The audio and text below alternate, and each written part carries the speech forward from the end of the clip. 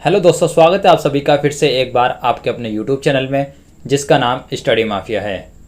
दोस्तों, आज की इस वीडियो में मैं बात करने वाला हूँ बीए प्रोग्राम फर्स्ट ईयर के स्टूडेंट्स के लिए जिनके पास पॉलिटिकल साइंस है। दोस्तों, अगर आप BA programme Jamia Millia Islamia CDOL या फिर दिल्ली यूनिवर्सिटी SOL से कर रहे हैं तो आज की ये वीडियो है आपके लिए बहुत ही इंपॉर्टेंट है, क्योंकि इस वीडियो के अंदर मैं आपको कुछ ऐसे इंपॉर्टेंट क्वेश्चन आंसर के बारे में बताने वाला हूँ जिसमें आपके जो आंसर हैं वो आपके क्वेश्चन में पेपर में ज़रूर आएंगे। तो दोस्तों, आपको क्वेश्चन में यही आंसर लिखने होंगे जो मैं यहाँ आज की वीडियो में आपको बताऊंगा। आपको इसमें थोड़ा सा भी फेरबदल करने की कोई ज़रूरत नहीं होगी, क्योंकि जैसा मैं आपको बताऊंगा वैसे ही आप उसमें लिख सकते हैं। तो दोस्तों, इस आंसर को लिखने के लिए जैसे कि मैं यहाँ पर आपको बताऊंगा आज की इस वीडियो में, वैसे ही आप एक रजिस्टर और पेन हाथ में ले लें और जैसे जैसे मैं आपको बोलता जा रहा हूँ, जिस हेडिंग में मैं आपको बनाता जाऊँगा वो हेडिंग आप ऐसे ही बिल्कुल इसी तरीके से सेम लिखते जाएंगे। तो दोस्तों, वीडियो को शुरू करने से पहले अगर आपने अभी तक हमारे चैनल को सब्सक्राइब नहीं किया है, चैनल को सब्सक्राइब करें और बेल वाली आइकन जरूर दबाएं ताकि आपको हमारी हर वीडियो की नोटिफिकेशन टाइम पर मिलती रहे। तो दोस्तों, मैंने इससे पिछली वाली वीडियो में बात की थी कि रॉबर्ट नोजिक के न्याय के सिद्धांत के बारे में, क्योंकि आज का जो वीडियो का टॉपिक होगा वो हमारा न्याय से रिलेटेड ही टॉपिक होगा, लेकिन कुछ अलग होगा। तो पिछली वीडियो में रॉबर्ट नोजिक बता चुका हूँ, उससे पहले मैं बात कर चुका हूँ कि न्याय के संबंध में जॉन रॉल्स के क्या विचार थे। जो ये दोनों विचारकों के बारे में पिछली वाली वीडियो में बात कर चुका हूँ, उनका लिंक मैंने नीचे डिस्क्रिप्शन में दे दिया है। अगर आपने उन वीडियोस को नहीं देखा है तो आप उन लिंक पर जाकर उन वीडियोस को देख लें, ताकि आपको दोनों जो विचारक हैं उनकी कही गई बातें न्याय के लिए क्या क्या कहा उन्होंने, आपको वो अच्छी तरीके से समझ में आ जाए और फिर जो आज का ये टॉपिक होगा वो और अच्छी तरीके से आपको समझ में आ जाएगा। तो दोस्तों, जो आज का हमारा टॉपिक होगा वो दो होंगे इस आज की वीडियो में। तो पहला टॉपिक होगा वो होगा न्याय के मार्क्सवादी सिद्धांत क्या है, और जो इसी में दूसरा टॉपिक होगा कि न्याय के नारीवादी दृष्टिकोण क्या है। कभी कभी क्या होता है कि जो क्वेश्चन होता है वो दोनों मिलकर आ जाता है और कभी कभी ये अलग अलग तरीके से आता है। तो ये भी पूछ सकता है कि न्याय के संबंध में मार्क्सवादी विचारधारा क्या है या फिर मार्क्सवादी और नारीवादी विचारधारा क्या है, ये इस तरीके से भी पूछ सकता है। तो आपको कंफ्यूज नहीं होना है, जैसा मैं आपको यहाँ बताऊंगा आप वैसे ही आंसर में इसको लिख देंगे। तो लेकिन यहाँ पर आज की इस वीडियो में मैं आपको ये दोनों आंसर अलग अलग करके ही बताऊंगा। अगर आपको दोनों एक साथ लिखने के लिए आते हैं तो आप इनको एक साथ लिख सकते हैं। दोस्तों, आइए हम शुरू करते हैं। जैसा कि मैंने आपको बताया कि जो टॉपिक होगा हमारा वो होगा कि न्याय के मार्क्सवादी सिद्धांत को स्पष्ट करना है। उसके बाद हम नारीवादी दृष्टिकोण को स्पष्ट करेंगे। तो दोस्तों, जैसा कि मैं आपको बताता हूं कि जब भी आप कोई भी आंसर लिखें, आप पॉलिटिकल से रिलेटेड ही नहीं बल्कि और कोई से हिस्ट्री से या एजुकेशन या ह्यूमन राइट में अगर आप कोई आंसर लिख रहे हैं तो आपको हेडिंग वाइज बनाकर इनके आंसर लिखने चाहिए, ताकि आंसर इसमें क्या बड़ा भी बनता है, लॉन्ग आंसर बन जाता है और दिखने में समझने में भी सही आ जाता है। जो एग्जामिनर होते हैं वो सही तरीके से इसको चेक कर पाते हैं।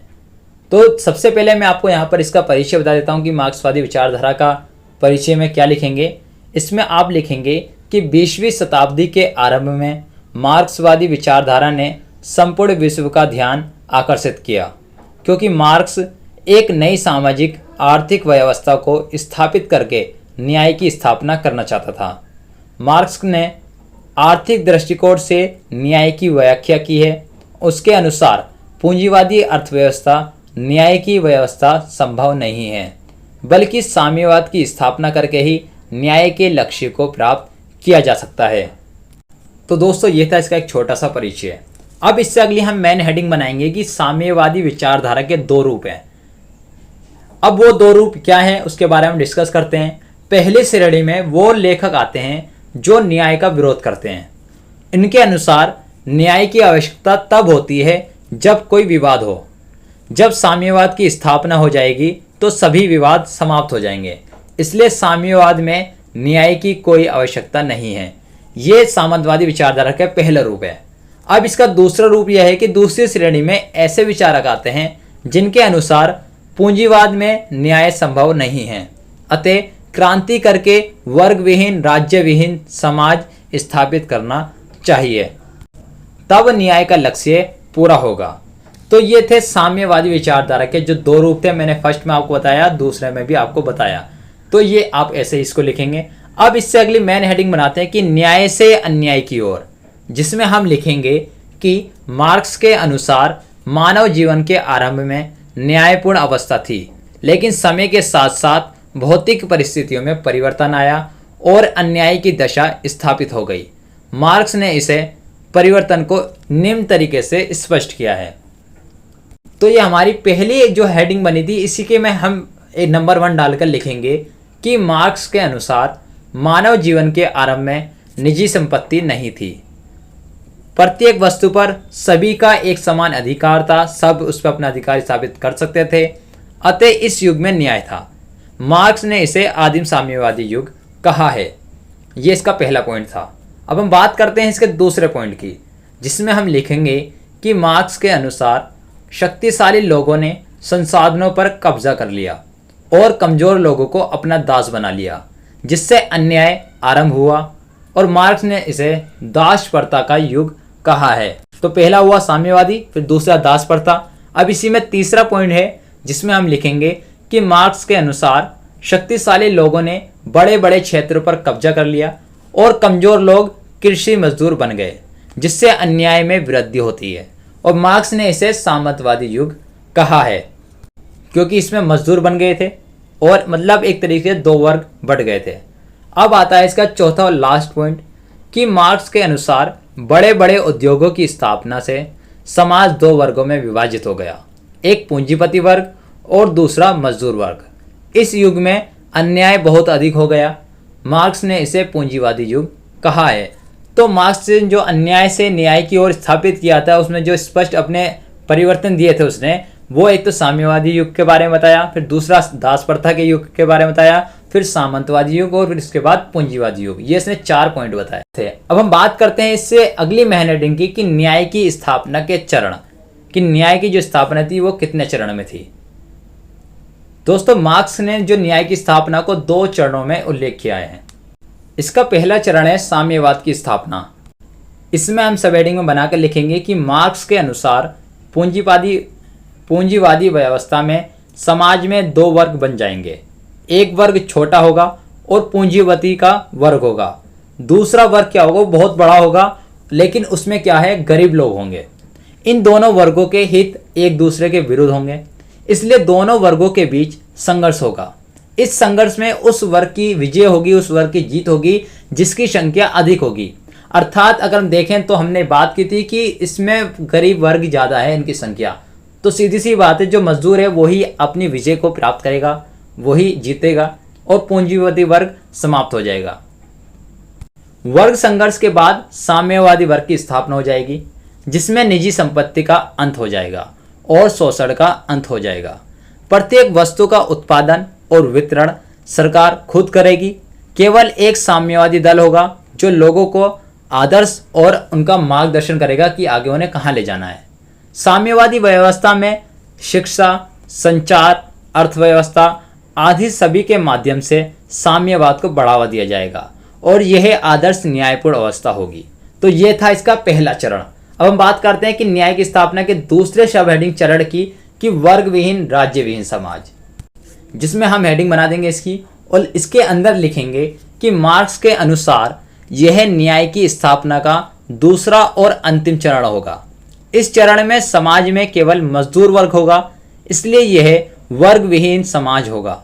इस युग में प्रत्येक व्यक्ति को रोजगार प्राप्त होगा। इस युग में शोषण, असमानता, गरीबी का अंत हो जाएगा। प्रत्येक व्यक्ति की आवश्यकताएं पूरी हो जाएंगी, इसलिए लोगों के बीच विवाद भी समाप्त हो जाएंगे। अब क्या होगा कि राज्य भी समाप्त हो जाएंगे, अतः वर्ग विहीन राज्य विहीन की स्थापना हो जाएगी। यह एक आदर्श अवस्था होगी और मनुष्य के विकास का एक अंतिम बिंदु होगा। तो दोस्तों, ये थे इसके चरण के बारे में। अब हम बात करते हैं, इसकी आलोचना भी की गई है अलग अलग तरीक़ों से, बहुत से लोगों ने इसकी आलोचना भी की है। तो आलोचना की हम हेडिंग बनाएंगे और उसके अंदर फर्स्ट पॉइंट इसका लिखेंगे कि केवल धन या आर्थिक तत्वों के आधार पर न्याय स्थापित नहीं किया जा सकता। मार्क्स के अनुसार न्याय की स्थापना के लिए पूंजीवाद का अंत करना बहुत ही जरूरी है, लेकिन न्याय की स्थापना के लिए प्रयास तो पूंजीवाद में भी किए जा सकते हैं। इसी में दूसरी हेडिंग यानी दूसरा पॉइंट बनेगा कि जो मार्क्स है उसने न्याय के लिए हिंसक माना है, लेकिन यह उचित नहीं है। इसमें थर्ड पॉइंट बनेगा आलोचना में कि मार्क्स न्याय के लिए योग्यता को ध्यान में नहीं रखता। और इसी का चौथा पॉइंट बनेगा कि साम्यवाद में निजी संपत्ति नहीं होगी जिससे कार्य करने की प्रेरणा का अंत हो जाएगा। और इसी में लास्ट पॉइंट आता है इसका 5वां पॉइंट कि वर्ग विहीन राज्य विहीन समाज केवल एक कल्पना है, ये असलियत में नहीं हो सकता, इसको केवल इमेजिन ही किया जा सकता है। तो दोस्तों ये था मार्क्सवादी दृष्टिकोण न्याय से संबंध के बारे में, जो मतलब मार्क्सवादी दृष्टिकोण कार्ल मार्क्स के द्वारा था। अब हम बात करते हैं कि न्याय के संबंध में जो नारीवादी दृष्टिकोण में क्या क्या लिखा है, आपको क्या क्या लिखना पड़ेगा, वो हम बात करते हैं। तो अगला जो क्वेश्चन बनेगा या अगली हेडिंग जो बनेगी, हमारी मेन हेडिंग वो बनेगी अब न्याय के नारीवादी दृष्टिकोण को स्पष्ट कीजिए। तो दोस्तों अगर ये आपका क्वेश्चन पेपर में अलग क्वेश्चन आता है कि न्याय के नारीवादी दृष्टिकोण क्या है, तो आप इसमें ये वाले जो मैं आपको दृष्टिकोण के बारे में बताने जा रहा हूँ, आप इसमें बिल्कुल सेम ऐसे ही उतार सकते हैं जैसे कि मैं आपको यहाँ पर बताऊँगा। तो जैसे कि मैंने आपको अभी से पिछले वाले क्वेश्चन में बताया था कि उसमें परिचय लिखना है, तो इसमें भी अगर परिचय लिखना हो, अगर ये एक साथ आते हैं तो इनमें परिचय नहीं लिखा जाएगा, फिर इन दोनों को आपस में ऐड कर देंगे थोड़ा समझकर। तो इसका जो परिचय में लिखेंगे वो हम लिखेंगे कि न्याय का नारीवादी सिद्धांत इस बात पर आधारित है कि न्याय की स्थापना के लिए स्त्री और पुरुष के बीच समानता आवश्यक है। न्याय का कोई भी सिद्धांत स्त्री और पुरुष की समानता को ध्यान नहीं देता, अतः न्याय का कोई भी सिद्धांत पूरी तरीके से संपूर्ण नहीं है। सभी सिद्धांत पुरुषों के पक्ष में हैं, इसलिए स्त्री के आधार पर न्याय के सिद्धांत का निर्माण अभी किया जा रहा है। नारीवादी विचारक वर्तमान पुरुषवादी समाज की आलोचना करते हैं और एक ऐसे समाज का निर्माण करना चाहते हैं जिसमें जीवन के प्रत्येक क्षेत्र में स्त्री और पुरुष के बीच समान व्यवहार किया जाए और वह समानता केवल सैद्धांतिक न हो बल्कि व्यवहारिक रूप से हो। तो दोस्तों ये था नारीवादी दृष्टिकोण न्याय के संबंध में उसका परिचय। अब हम इससे अगली मेन हेडिंग की बनाते हैं जिसके अंदर हम लिखेंगे कि न्याय से अंतर संबंधित विषय कौन कौन से हैं। इसमें 3 विषय हैं। जो पहला है इसमें लैंगिक समानता और भेदभाव की प्रकृति, और दूसरा है इसमें निजी बनाम सार्वजनिक क्षेत्र का विवाद, और तीसरा है इसमें भावात्मक देखरेख की नैतिकता। तो सबसे पहले हम जो न्याय के अंतर संबंधी विषय है कि लैंगिक समानता और भेदभाव की प्रकृति, इसको हम डिस्कस करेंगे। इसकी हम फर्स्ट हेडिंग बनाएंगे लैंगिक समानता और भेदभाव की प्रकृति। इसके अंदर हम लिखेंगे कि नारीवादी विचारकों ने लैंगिक समानता और भेदभाव की प्रकृति को विस्तृत रूप से स्पष्ट किया है। इस संबंध में उनके विचारों को निम्न बिंदुओं द्वारा स्पष्ट किया जा सकता है। जैसे कि इसी हेडिंग में फर्स्ट इसका पॉइंट बनेगा कि अभी तक राजनीतिक विचारक यह स्वीकार करते थे कि स्त्री के घर और परिवार को घर तक सीमित रखना चाहिए। वो प्राकृतिक कारणों से ही बंधी हुई है, क्योंकि घर से निकलकर राजनीतिक और आर्थिक और सामाजिक गतिविधियों में भाग लेना स्त्री के अनुकूल नहीं है। लेकिन समकालीन सिद्धांतों में इसी बात को स्वीकार किया जाता है और यह माना जाता है कि स्त्री भी पुरुषों की तरह ही समान और स्वतंत्र है। तो ये समकालीन इस बात में जो समकालीन सिद्धांत है इस बात को स्वीकार नहीं किया था। अब इसी में लैंगिक समानता और भेदभाव की प्रकृति में दूसरा पॉइंट इसके अंदर लिखा जाएगा कि नारीवादी विचारकों का मानना है कि अनेक प्रयासों के बाद भी स्त्री पुरुष समानता स्थापित नहीं हुई है। इसका कारण यह है कि कई सामाजिक बाधाएं हैं, जैसे अंधकार महिलाओं के बारे में लोग यह मानते हैं कि महिलाएं घर के बाहर काम करने के योग्य नहीं हैं, इसलिए महिलाओं को नौकरी देने से मना कर दिया जाता है। लैंगिक समानता और भेदभाव की प्रकृति का तीसरा पॉइंट होगा कि स्त्री के प्रति भेदभाव के विरुद्ध पश्चिमी देशों में आंदोलन चलाया गया, जिससे काफ़ी सहायता मिली। जैसे अब नौकरियों के लिए प्रतियोगिताएं परीक्षाएं होने लगी हैं, लेकिन इनका भी एक सीमित लाभ हुआ है, क्योंकि लड़कियों की परीक्षा की तैयारी करने तक सीमित अवसर मिलते हैं और उन पर घर के काम की भी जिम्मेदारी होती है, इसलिए वो उन परीक्षाओं में भाग नहीं ले पाती हैं और उससे पीछे रह जाती हैं। अब इसका लैंगिक समानता का भेदभाव की प्रकृति का चौथा पॉइंट होगा इसमें कि स्त्रियों की सामाजिक आर्थिक राजनीतिक गतिविधियों से लंबे समय तक दूर रखा गया, जिससे यह धारणा बन गई कि स्त्रियां जो है इन कार्यों को पूरा करने के योग्य काबिल नहीं है। यदि शुरू से ही प्रारंभ से ही स्त्रियों को समान अवसर मिलता तो जो औरतें हैं वो भी घर के काम और अन्य गतिविधियों में सामंजस्य स्थापित कर सकती थी और अपना जो जगह है उसको भी स्थापित कर लेती। और इससे लैंगिक समानता और भेदभाव की पांचवा पॉइंट होगा कि समाज के कई क्रिया कानूनी रूप से समान हैं फिर भी अन्यायपूर्ण हैं। जैसे खेलकूद के अगर हम नियम देखें तो पुरुष के शरीर की संरचना को ध्यान में रखकर बनाए गए हैं और नौकरियों के मापदंड भी पुरुषों को ध्यान में ही रखकर बनाए गए हैं। तो दोस्तों ये था पहले न्याय से अंतर संबंधी विषय लैंगिक समानता और भेदभाव की प्रकृति, जिसको हमने 5 पॉइंट बनाकर इसको डिस्कस किया।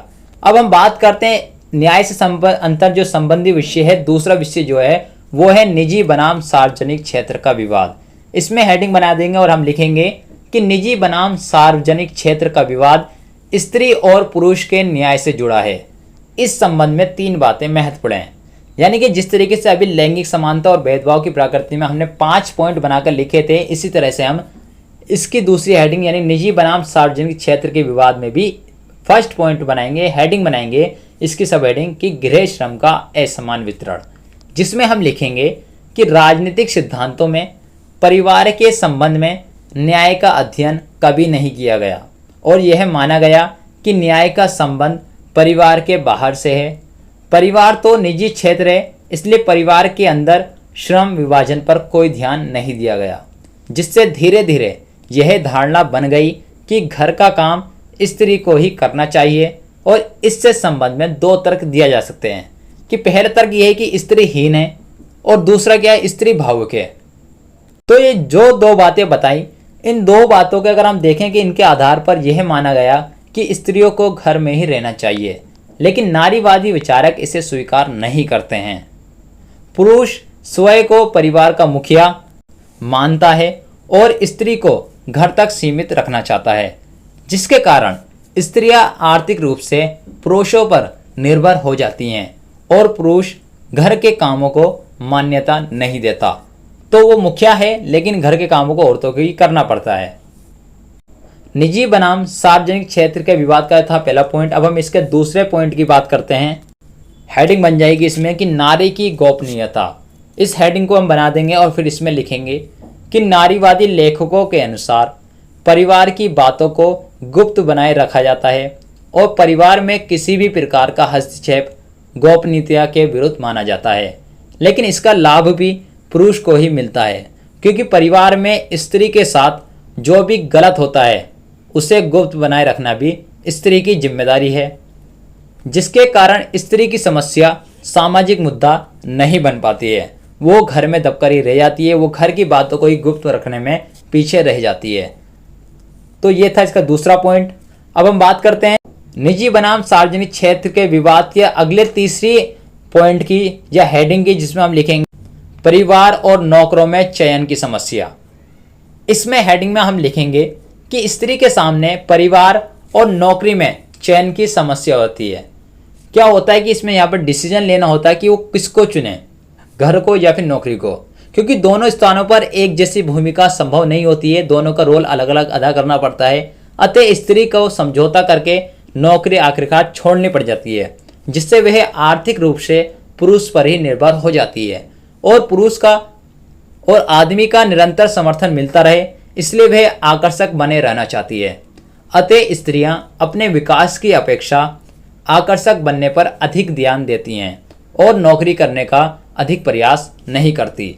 समाज में पुरुष का अर्थ है धन अर्जित करना और स्त्री का अर्थ है पति और बच्चों की सेवा करना या घर के बड़े बुजुर्गों की सेवा करना। जैसे जैसे आदमी की आय में वृद्धि होती है, घर में असमानता बढ़ती जाती है, जिससे पुरुष तानाशाह जैसा व्यवहार करने लगता है और आर्थिक निर्भरता के कारण स्त्री विरोध नहीं कर पाती। तो ये जो था निजी बनाम सार्वजनिक क्षेत्र का विवाद की तीसरी हेडिंग यानी टोटल कंप्लीट हुई। अब हमारी जो न्याय से अंतर संबंधित तीसरा विषय था भावात्मक देखरेख की नैतिकता, इसकी हम हेडिंग बनाएंगे मेन हेडिंग, और इसमें हम लिखेंगे कि यह विश्वास किया जाता है कि समाज, अर्थव्यवस्था, राजनीति में पुरुष को ही एकाधिकार इसलिए है क्योंकि पुरुष अधिक विवेकशील होते हैं और स्त्री व्यक्तिगत और पारिवारिक जीवन में उपयोगी है, क्योंकि यह भावात्मक, मित्रतापूर्ण और देखभाल करने वाली होती हैं। लेकिन नारीवादी इसका विरोध करते हैं। इनके अनुसार स्त्रियां अधिक सहनशील, योग्य और ईमानदार होती है।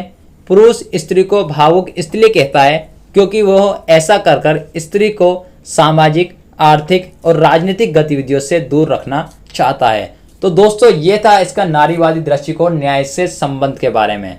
तो आज की इस वीडियो में मैंने न्याय से रिलेटेड मार्क्सवादी दृष्टिकोण और नारीवादी दृष्टिकोण के बारे में बात की। उम्मीद करता हूं कि आपको ये दोनों क्वेश्चन आंसर सही तरीके से समझ में आ गए होंगे। अगर दोस्तों इन दोनों क्वेश्चन आंसर को समझने में आपको कुछ प्रॉब्लम है तो आप मुझे नीचे कमेंट बॉक्स में बता सकते हैं कि आपको कहाँ का दिक्कत आ रही है, ताकि मैं आपकी वो प्रॉब्लम को सॉल्व कर सकूं। अगर दोस्तों आपकी इससे हेल्प हुई हो रही है तो भी मुझे आप कमेंट करके जरूर बताएं कि आपके इससे कितनी हेल्प हुई है और आप इसे किस तरह से यूज़ कर रहे हैं एग्जाम के अंदर। अगर दोस्तों आप इन सभी क्वेश्चन आंसर की एक पीडीएफ चाहते हैं तो उसका लिंक मैंने नीचे डिस्क्रिप्शन में दे दिया है। आप उस लिंक पर जाकर क्लिक करें और वहां से पीडीएफ को हासिल कर सकते हैं। तो जल्द ही मिलते हैं नेक्स्ट टॉपिक के साथ। अभी के लिए bye bye, take care, see you tomorrow, अस्सलाम वालेकुम, सब बखेर।